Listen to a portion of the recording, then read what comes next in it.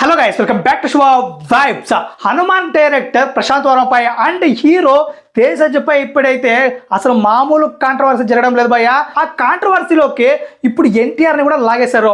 And అసలు ఎంతగా లాగారంటే అసలు మనోభావాలు దెబ్బ తినేలాగా లాస్ట్కి తేజ హీరో అండ్ ప్రశాంత్ నీరు రియాక్ట్ అయ్యి ట్వీట్ చేసే రేంజ్లో హల్చల్ అయిపోయింది అనమాట.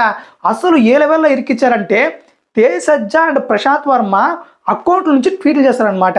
ఏ రేంజ్లో ట్వీట్లు చేస్తారంటే అసలు ఎన్టీఆర్ ప్రశాంత్ వర్మని భోజనానికి ఇంటికి పిలిచాడు. ఇంటికి పిలిచి నాతో సినిమా చేయి ప్రశాంత్ వర్మ అని అడుక్కున్నాడు ఎన్టీఆర్. సో లేదు నేను అట్లా చేయను చిచ్చి అన్నాడంట. ప్రతి ఒక్కరు ఇలా చేసినట్లు ప్రశాంత్ వర్మ అండ్ తేజ అకౌంట్లు ఎలా ఉంటాయో అక్కడ అలా డిజైన్ చేసి ఫేక్ అకౌంట్లు క్రియేట్ చేసి పెట్టారు.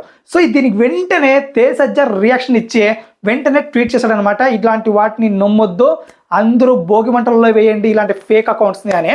సో ఇంత రేంజ్లో హేట్ని ఎందుకు పెంచుకుంటున్నారో అస్సలు అర్థం కావడం లేదు. అందులోనూ ఎన్టీఆర్ని ఎందుకు లాగుతున్నారో ఇంకా అస్సలు అర్థం కావడం లేదు.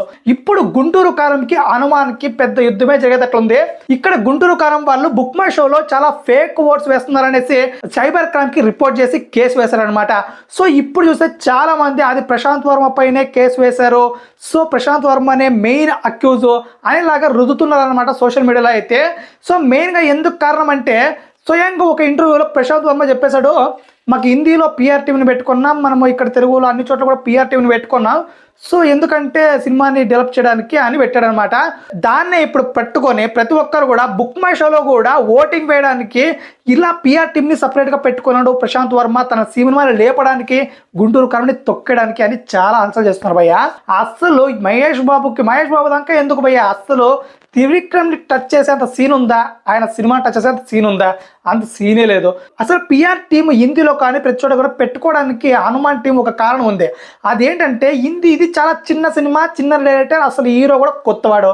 ప్రజల్లోకి వెళ్ళాలంటే ఖచ్చితంగా పిఆర్ టీవీని పెట్టుకొని తీరాలి. ఎందుకంటే వాళ్ళే ప్రొజెక్ట్ చేస్తారు సినిమాని హిందీలో కానీ అక్కడ కానీ. వీళ్ళే వెళ్ళి తమిళనాడులో, కేరళలో అండ్ హిందీలో ప్రమోట్ చేయడానికి అస్సలు కుదరదు. సో దానికే పిఆర్ టీమ్ని సెపరేట్గా ఎవరైనా పెట్టుకుంటారు, అది ఖచ్చితం. సో వీళ్ళు కేసు పెట్టి ఊరికి అడావిడి చేయడం తప్ప ఇక్కడ ఏమి ఒరిగేది ఏమీ లేదని నా ఒపీనియన్ భయ్య. సో మీరేమనుకుంటున్నారో ఈ కేసుపై తప్పకుండా మనం కామెంట్ రూపంలో తెలియచేయండి. And please subscribe to Shiva vibes.